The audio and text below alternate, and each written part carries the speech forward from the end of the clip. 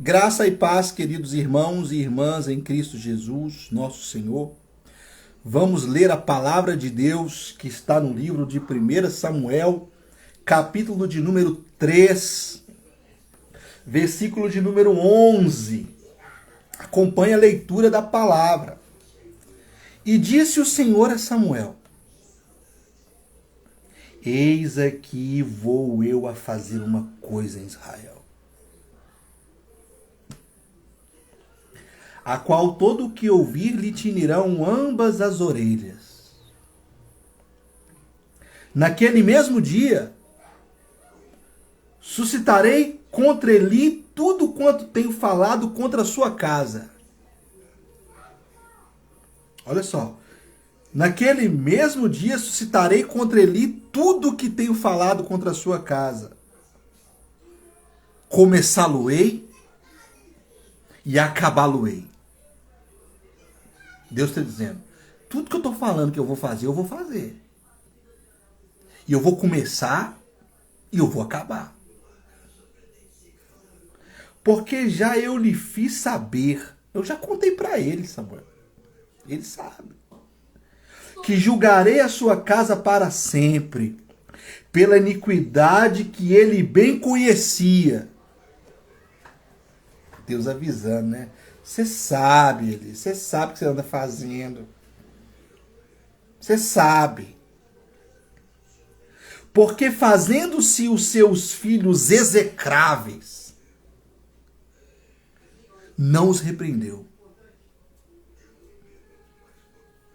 Portanto, jurei à casa de Eli que nunca jamais será expiada a iniquidade da casa de Eli, com sacrifícios, nem com oferta de manjares. Deus dizendo assim, o negócio é o seguinte, eu não vou perdoar os pecados da casa de Eli. Nunca jamais será expiada a iniquidade da casa de Eli. Oremos. Senhor Todo-Poderoso, guardador das portas de Israel, aqui estamos mais uma vez lendo a sua palavra, crendo tudo o que os profetas disseram e expondo esses temas tão delicados, urgentes, necessários para a nossa vida. Amplia o meu entendimento, o entendimento dos que me ouvem, a fim de que nós possamos ter no nosso coração o temor do Senhor. Derrama sobre a nossa vida o teu temor, a fim de que possamos adorar o teu nome, glorificar o Senhor, bendizer o Senhor e tentar compreender um pouco de ti, Senhor. É o que nós te pedimos, em nome do Pai, e do Filho, e do Espírito Santo. Amém. Queridos e queridas de Deus, quando a gente lê a Bíblia, a gente fica fascinado com algumas coisas. Uma delas é quando Deus pega uma história muito bonita e coloca uma mensagem muito séria e muito difícil de entender. Essa história, a história do menino Samuel, o tema da nossa pregação, olha aí, abuso sexual, abuso sacerdotal, abuso de autoridade, abuso. Esse é o tema. E a passagem que a gente escolhe para falar desse tema é o menino Samuel no templo. O menino Samuel que ouviu a voz de Deus. Quando você estava lá na igreja, na escola bíblica dominical, quando você era criança, a tia da igreja contava para você, você tem que ser um menino que ouve a voz de Deus. Igual o menino Samuel. Você vai pegar as bíblias de criança. O que é as bíblias de criança? A bíblia de criança é os desenhos da Bíblia, né? O desenhado, né? E aí escolhe as histórias mais legais e coloca lá. E uma das histórias que está lá é a história do menino Samuel, o menino que ouviu a voz de Deus. Eu imagino um dia Imagina a gente lá na igreja, na escola dominical, aí chega um menino e fala assim, ô professora, o que Deus falou com Samuel?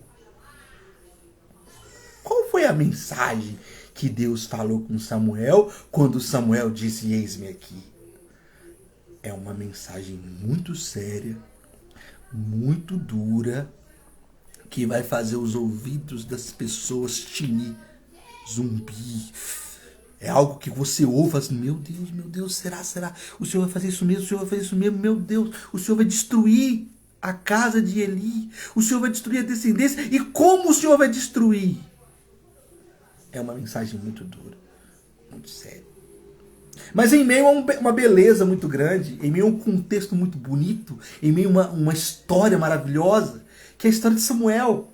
Quem não é fascinado com a história de Samuel? Quem não gosta da história de Samuel? A gente lê o texto e vê o menino Samuel. Tem até uma música, né? A geração de Samuel está se levantando em todo lugar.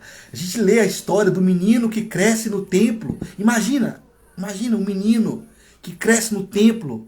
Um menino que cresce na casa de Deus, desfrutando de toda a sabedoria das revelações de Deus, desfrutando de todo o sacrifício que acontece, do culto, de tudo que Deus é, de tudo que Deus faz no tempo e no espaço. Conversava com um amigo, ele dizia assim para mim, Israel, você é pai com 38 anos. Eu falei, que bom. Mas eu tô muito velho. Eu falei, não, você não tá velho não, rapaz, você tá novo. Seu primeiro filho, ele desfrutou da sabedoria de um pai de 21. Seu terceiro filho vai desfrutar da sabedoria de um pai de 38. Olha que coisa maravilhosa. É maravilhoso quando um filho cresce em uma casa onde os pais são sábios. Onde os avós são presentes. Uma casa próxima à casa dos avós, para que os netos desfrutem da sabedoria dos avós. Isso é muito bom. E Samuel está aqui desfrutando da sabedoria de Eli, um homem que tem aproximadamente 98 anos. Deus, presta atenção, gente. Deus, ele repreende os pecados da casa de Eli. O fato de Eli não repreender os filhos dele, né? Mas em momento algum Deus julga a sabedoria de Eli, não. Ele era um homem de Deus. Ele era um homem sábio. Tinha os problemas dele, tinha os pecados dele. Eu já falei sobre isso, quando eu falei sobre Eucana e Ana, né? Sobre depressão. Falei sobre isso numa das mensagens, sobre a questão de Eli. Mas imagina a cena bonita.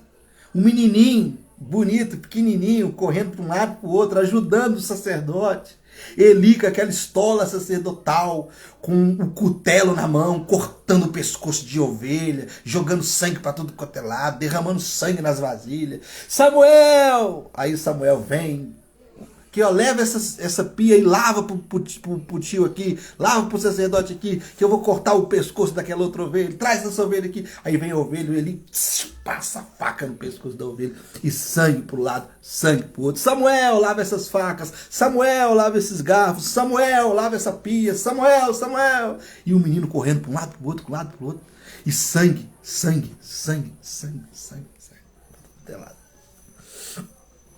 Aí os dois cansadão, ele olha pro Samuel e fala, meu filho, nós matou bicho demais hoje, né? É muito sacrifício, né? É muita oferta, né? Vamos fazer o seguinte, prepara pro tio aqui um guisado de cordeiro, bem gostoso, a gente vai comer e dormir. Aí o Samuel fala, ô tio, eu já preparei, já tá tudo pronto, tá aqui, vamos comer. Conta mais sobre o Deus Todo-Poderoso. Tio. É igual os meus alunos lá na escola. Os meus alunos chegam, tio. Os pequenininhos, né? Samuelzinho. Tio. Conta pra mim de Moisés. Conta pra mim das coisas que aconteceram na época de Adão. Conta pra mim. E aquela coisa bonita, maravilhosa, aquele momento maravilhoso. Aí de repente os dois dormem. Ele roncando na cama dele. E uma voz chega nos ouvidos de Samuel. Samuel! Ele levanta, vai lá na cama de Eli. Ô tio, o senhor me chamou? Aí o Eli olha pra ele, que te chamei, menino, eu tô cansado. Mandei fogo, sangue pra tudo quanto é lado, matei um monte de animal, pelo amor de Deus, vai dormir, não te chamei numa hora dessa não, vai dormir, peste, vai. Aí dorme, e de repente, a voz de Deus vem e fala, Samuel. Aí ele levanta, olha para um lado, olha para o outro, vai lá, ô tio, ô Eli, você me chamou? Acorda. Não, menino, para com isso, menino. Trabalhei hoje o dia inteiro. Sangue pra tudo quanto é lado, cutelo, cordeiro e coisa. Não te chamei não, vai dormir. Ó. Aí na terceira vez ele ouve Samuel. Aí ele levanta. Tio, me chamou.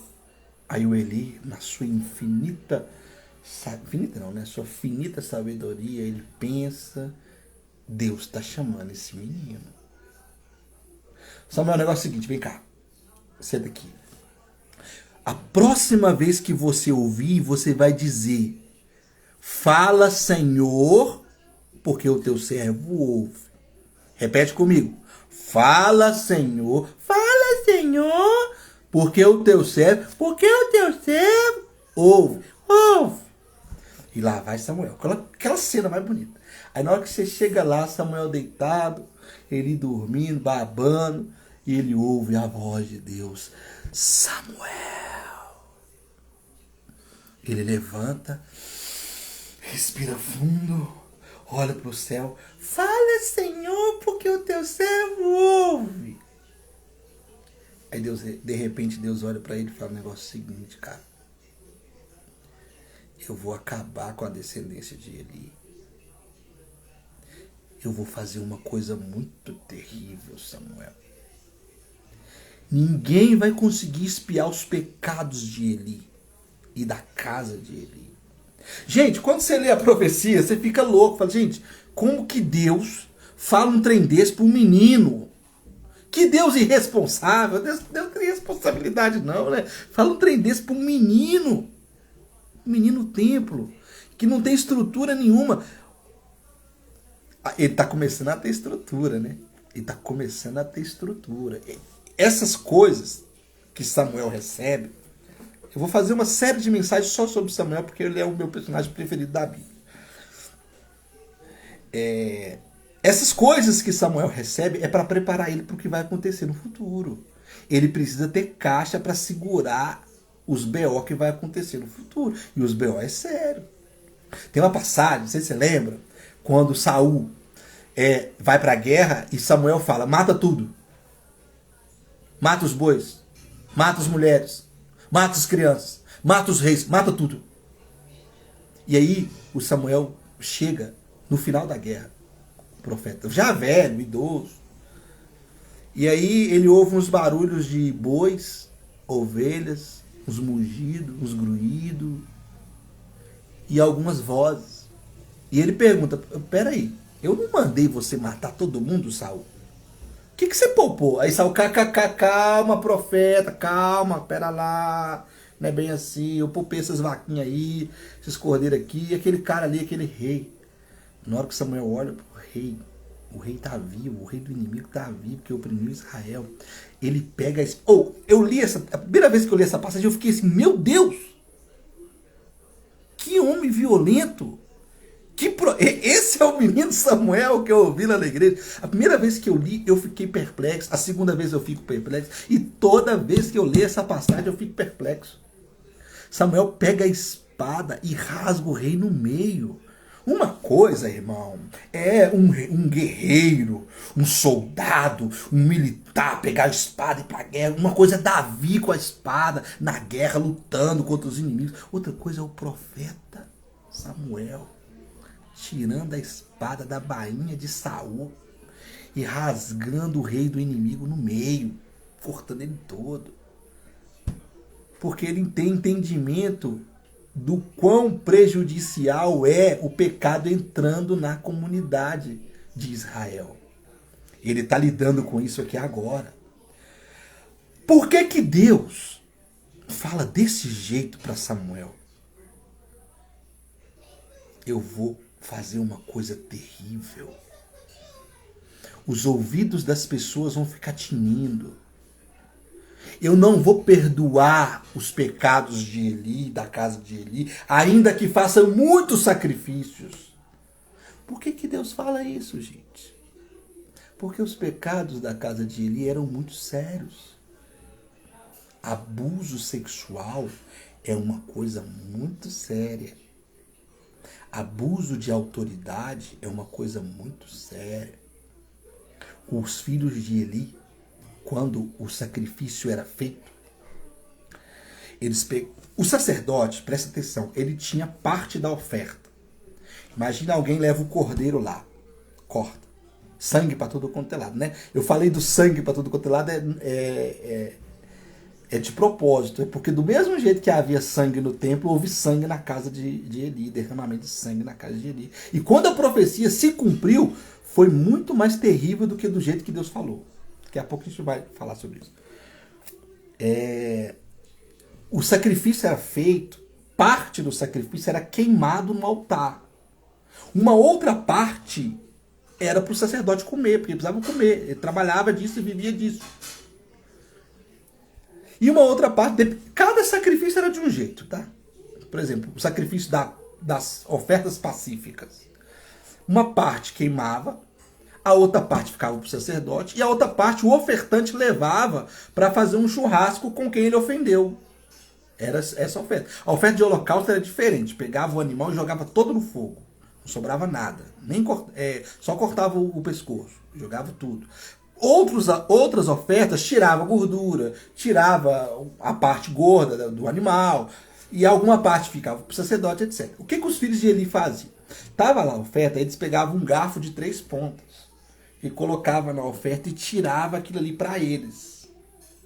Imagina o ofertante, olha, Deus, aqui está a minha oferta ao Senhor. E aí os filhos de Eli, Hofni e Finéias, opa, peraí, cara. Você está oferecendo oferta aí a Deus, mas deixa nós pegar o que é nosso. Aí pegavam o garfo, o que eles tirassem, eles levavam para ele. E aí você vai ler o texto diz assim, que os homens começaram a desprezar a oferta.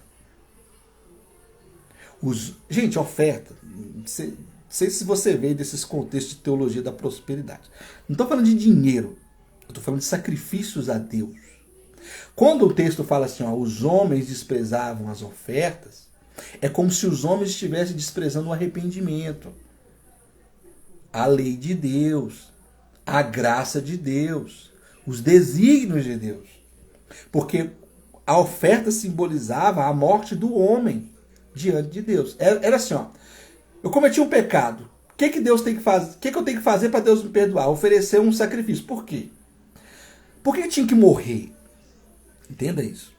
O salário do pecado é a morte. Se você pecou, você tem que morrer. Se você pecou, você tem que morrer. O salário do pecado é a morte. Só que Deus é amoroso.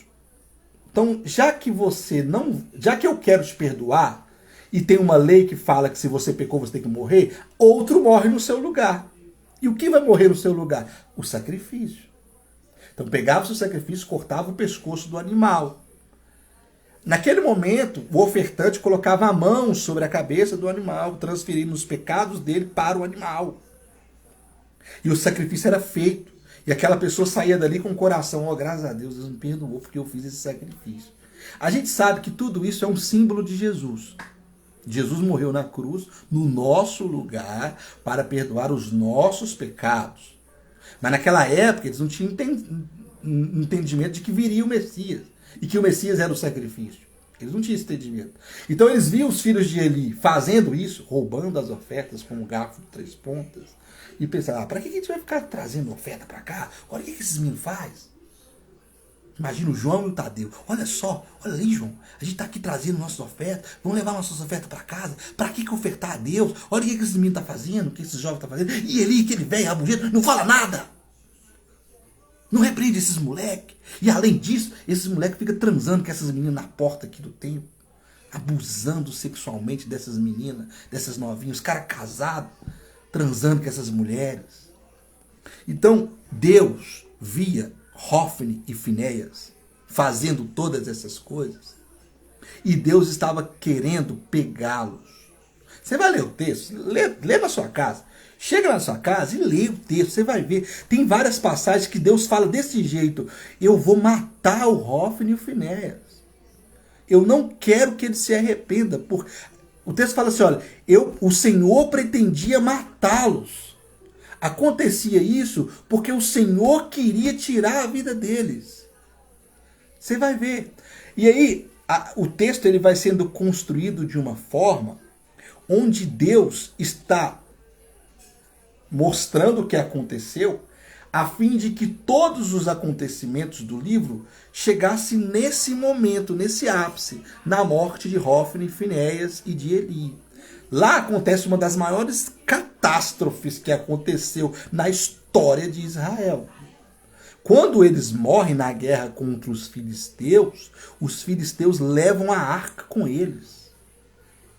A esposa de um dos meninos estava grávida e quando recebe a notícia de que Hófini estava morto, de que Finéias estava morto, de que Eli estava morto, que ela perdeu o marido, o sogro e o cunhado, ela dá à luz um filho, que ela estava grávida, ela dá à luz um filho e ela coloca o nome do filho de Icabô.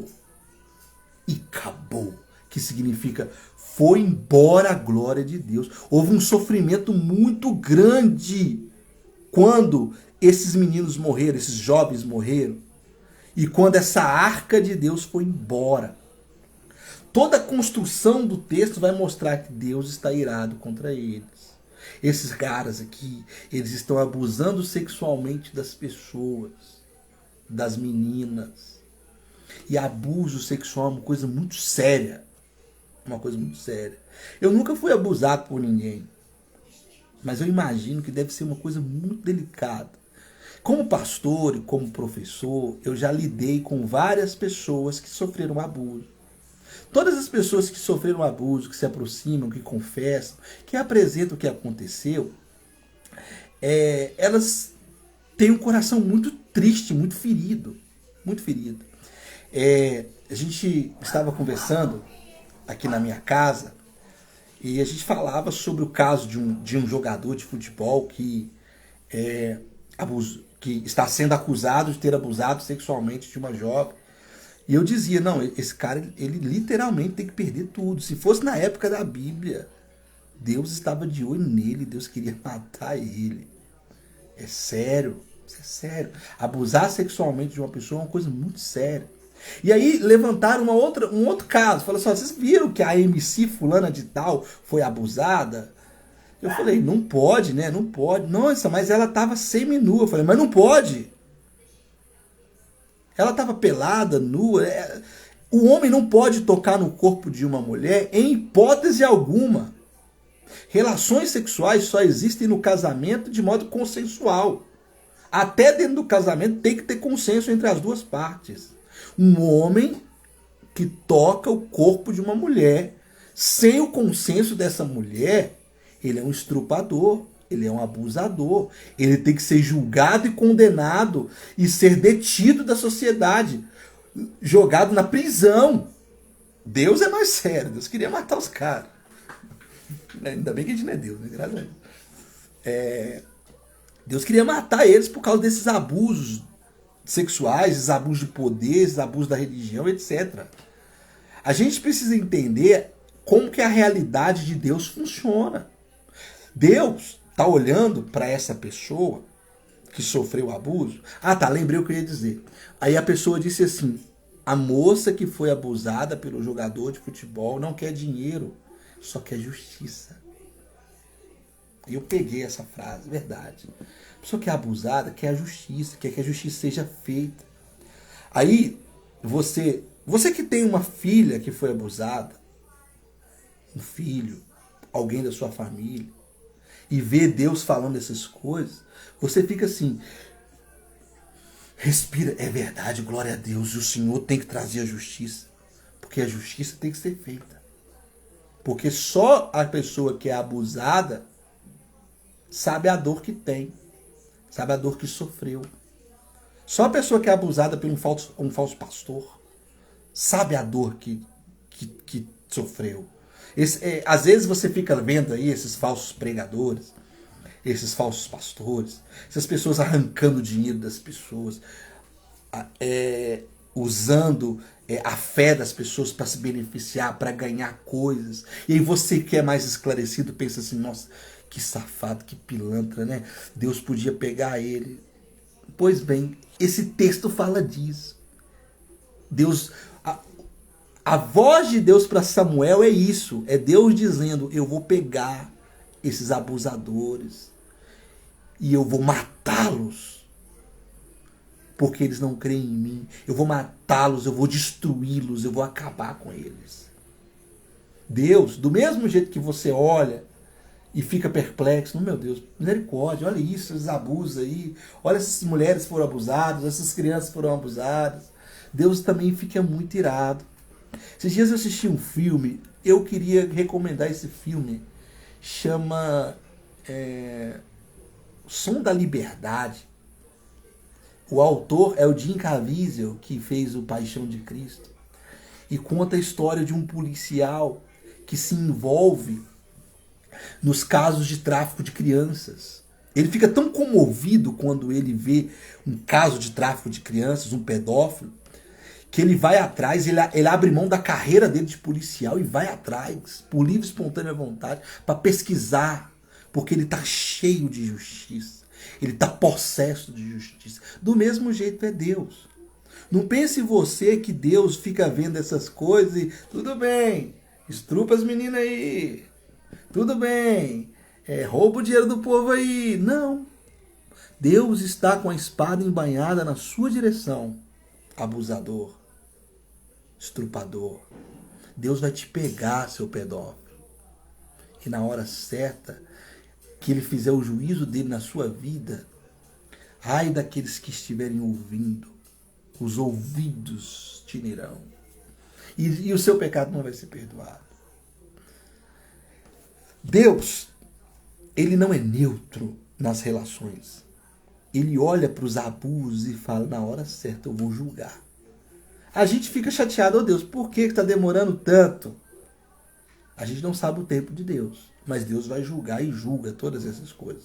E quando ele julga essas coisas, ele julga de uma maneira assim, meu Deus, olha como aconteceu. Imagina você na época do texto. Você tem uma filha que foi abusada pelo Hófini e Finéias. E aí você vai tentar denunciar, abusaram minha filha. Aí o cara fala assim, fica calado aí, que os dois são filhos do sacerdote. Você está mexendo com um peixe grande. Essas pessoas precisavam de uma palavra de Deus para consolá-las. Porque os representantes da religião eram os próprios abusadores. Tá entendendo? Tem uma passagem no Antigo Testamento que é muito profunda e fala exatamente sobre isso. Só que lá abusaram da pessoa errada, da menina errada. É Siquém e Diná. Diná é uma das filhas de Jacó. E o Siquém ficou apaixonado, porque a menina era muito bonita. Aí ele chamou a menina para um rolezinho e estrupou a menina. E aí os irmãos descobriram, o pai descobriu, os irmãos ficou muito irado. Ele não pode estrupar nossa irmã. Aí o Jacó, já velho, idoso, mas gente, calma, vamos tentar resolver isso da melhor maneira possível. Vamos fazer uma aliança. Aí eles casam com as nossas filhas, a gente casa com as filhas dele, e fica tudo em paz. A única coisa que a gente vai exigir deles é que eles passem pelo ritual da circuncisão. Aí o Rubem olha pro Simeão e fala, beleza. Circuncisão, né? Demorou, pai, já é. Aí os homens de Siquém foram circuncidados. Cortaram a carne do pênis, a carne do prepúcio lá do pênis. E é uma cirurgia que dói, dolorosa, demora a recuperar. E os homens estavam lá vivendo a dor da circuncisão. Aí o Rubem, o Simeão e o Judá pegam as espadas e passa todo mundo, passa o cerol em todo mundo, mata todo mundo.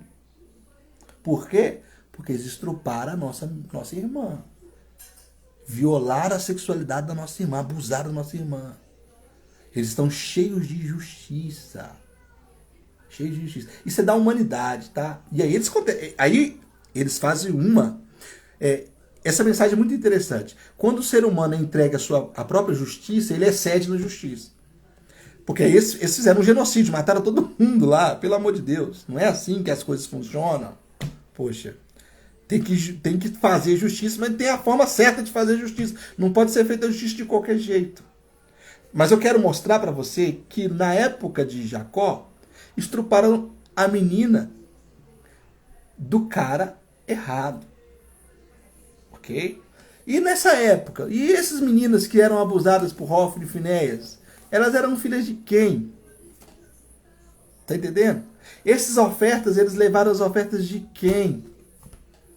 Quando você pega o cumprimento dessa profecia, é uma das cenas mais tristes da Bíblia. Mais triste da Bíblia. Deus falou, ó, eu vou eliminar a descendência de Eli. Eu vou acabar com a descendência de Eli. Porque Deus, gente, ele não pode ser neutro. Deus tem que cumprir a justiça.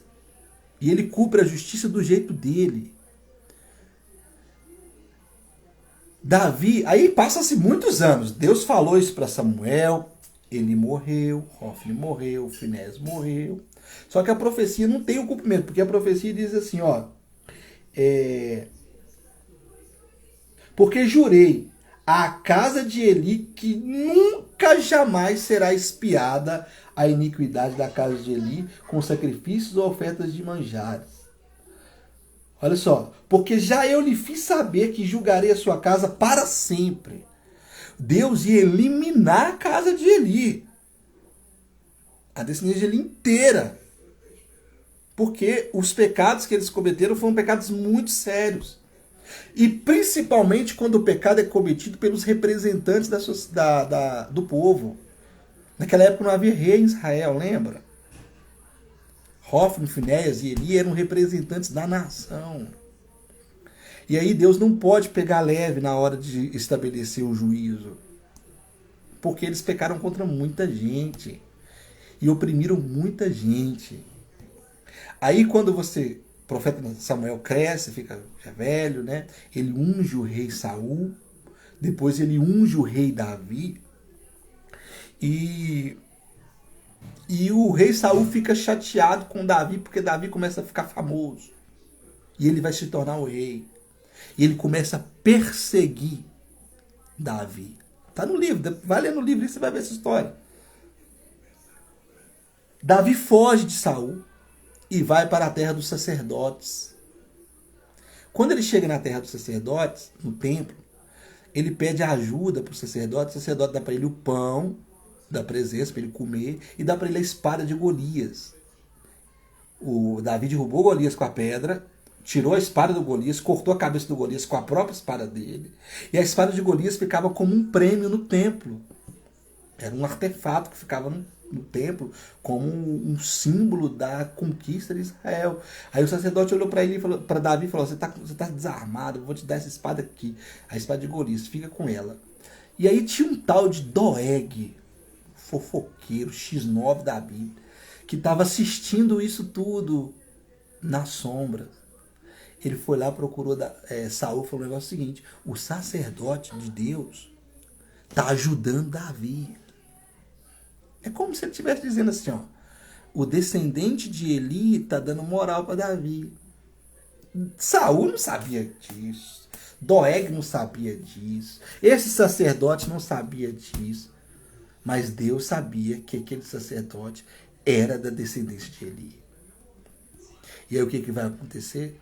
O Saul fica louco, possesso de ódio. Ele desce até o templo. Quando ele chega lá, eu não sei se isso está na Bíblia, mas tem uma cena de uma novela que teve na Record que é muito forte, que o Saul pede para os soldados matarem os sacerdotes, e os soldados não querem matar. Eu não sei se aparece isso na Bíblia, mas é uma construção artística muito bonita, muito profunda, né, para mostrar para a gente o quão Saul está virado. E o que Saul faz? Já que os soldados não vão matar, agora isso está na Bíblia, isso eu li. O próprio Saul e o Doeg matam os sacerdotes. Eles matam quase 85 sacerdotes e a sua família. é um dos momentos mais tristes de todo o texto de 1 Samuel. Tristes. Porque, tipo assim, gente, isso aqui às vezes você tá ouvindo eu falar de guerra, de morte e tal, e nós estamos em 2024, né, Israel? Isso soa estranho aos nossos ouvidos, mas naquela época era cultura, era normal, era o tempo deles. Isso acontecia no tempo deles. Era a época deles, guerras e mortes e essas coisas. E aí, o Saul é o rei e ele é um militar. Ele é um homem representante do governo e ele também é um soldado. E é um soldado matando um pastor. Não, dois, não, mais de 85. Eles eliminaram os sacerdotes da cidade. É Deus. Se você tem problema de lidar com a ira de Deus, é muito bom você ouvir essas mensagens para você abrir a sua mente. É Deus satisfazendo a sua ira. Porque Deus não pode deixar as pessoas abusarem das outras assim. Deus não pode. Isso não, gente, não foi um abuso, 2 ou 3. Foram inúmeros abusos. Inúmeros abusos que aquela casa cometeu. Né? Tipo Game of Thrones. Você vai ver lá, vai ler o Game of Thrones, vai assistir a série, você vai ver que na hora que vai acontecer a vingança, o personagem lá da série mata todo mundo, lembrando a dor que tem no coração, a angústia que tem, o sofrimento. Porque não é certo um homem tocar uma mulher, estrupar uma mulher, um homem abusar de uma mulher, é errado demais. Eu lembro que na hora que eu estava aqui conversando com o pessoal, eu falei assim, olha, se o homem tocou no corpo da mulher, ele é um estrupador. Se a mulher estava vestida, ele é um estrupador. Se a mulher estava pelada, ele continua sendo um estrupador. Não existe justificativa para um homem tocar no corpo de uma mulher. Ele é um estrupador, ele é um abusador e ponto final. Ele vai ser julgado por isso. Ah, mas ela seduziu ele. Não interessa o que ela fez. Um homem que não tem estrutura para segurar o seu tesão, o seu desejo sexual e vai até a mulher e toca numa mulher, um jovem que pega uma menina de 13, 14 anos, que seduz uma menina de 12 anos, 11 anos, essa pessoa tem que ser condenada, tem que ser colocada em reclusão. Você que é menina, eu vou dar um conselho para você que é menina, tá ouvindo, talvez adolescente não ouve minhas mensagens não, mas talvez você é um adolescente e está namorando com um rapaz da igreja. Se o rapaz tocou em você uma vez e você disse não e ele tocou de novo, quando você crescer e casar com ele, ele vai te agredir. Ele vai te bater. Porque ele é um agressor. Hoje você vê um monte de mulher aí que sofre, que apanha de homem o tempo todo. Por quê? Lá no passado, no namoro, Deus já tinha mostrado que ele era um estrupador. Se ele força a barra, se ele tenta mais de uma vez, e, na verdade o homem ele vai tentar mesmo, ele vai tentar namorar, vamos namorar, dar uma pegadinha aqui, aquela, é coisa do homem, natural, do ser humano. Mas se a mulher falou, não quero, e ele continua tocando, ele é um abusador. Ele é um estrupador. Ele tem que ser condenado. A gente vive uma cultura onde as pessoas elas não conseguem lidar com a realidade do que o outro é. Presta atenção. Se o cara tocou numa menina, ele é um abusador. Ele é um estrupador. Ok? Mas para nós ele é um pegador. A cultura do nosso tempo. Ah, ele é o pegador. Ele é o gostosão. Ele é o cara que pega as meninas. Por exemplo, o cara que trai a esposa que trai o marido. Na nossa cultura, o adúltero é tido como um herói. Não, velho. Você conseguiu trair sua mulher 3 meses e ela não descobriu. Seu cara, hein? E a sua mulher? A sua mulher é uma chifruda. Coitada dela. É a nossa cultura. Se você está me ouvindo, esse dia eu estava vendo as pessoas no Instagram discutindo a questão de adultério. Se o seu marido te traiu, se a sua esposa te traiu, é porque ele ou ela são adúlteros. A culpa não é sua. E ponto final. Às vezes a pessoa fica assim, por que eu fui traída? Por que eu fui traído? Você foi traída porque você casou com um adúltero. Você foi traído porque você casou com uma adúltera. Simples assim. Não tente florear a realidade, não tente maquiar a realidade. É isso que é. O adúltero, ele trai porque ele é adúltero. Ah, mas se eu fosse mais atenciosa. Ah, se eu lavasse a roupa diferente. Ah, se eu tivesse esperado ele chegar do trabalho, não teria acontecido. Teria acontecido sim. Porque ele é um adúltero. Ela é uma adúltera. E graças a Deus não é você o adúltero. Você foi traído? Glória a Deus. Aleluia, que não fui eu que traí. Resolve essa situação e seja feliz. Ok? A pessoa abusou de você. Denuncie. Você foi abusada. Você foi abusado por um pastor. Abusado sexualmente. Você foi abusada financeiramente. O pastor roubou seu dinheiro. Denuncie. Denuncie. Porque o abusador tem que ser condenado. Porque você não é culpado porque o outro é o agressor. Você é a vítima e o outro é o agressor. E entenda que Deus, no tempo dele, na hora dele, ele vai aplicar o juízo da mesma forma que aconteceu aqui. O juízo de Deus vem, ele tarda, mas ele não falha, ele vem. E a hora que ele vier, ele vem. Amém, queridos irmãos, irmãs. Que Deus possa abençoar a nossa vida e que o Espírito Santo esteja em nosso coração. Um beijo.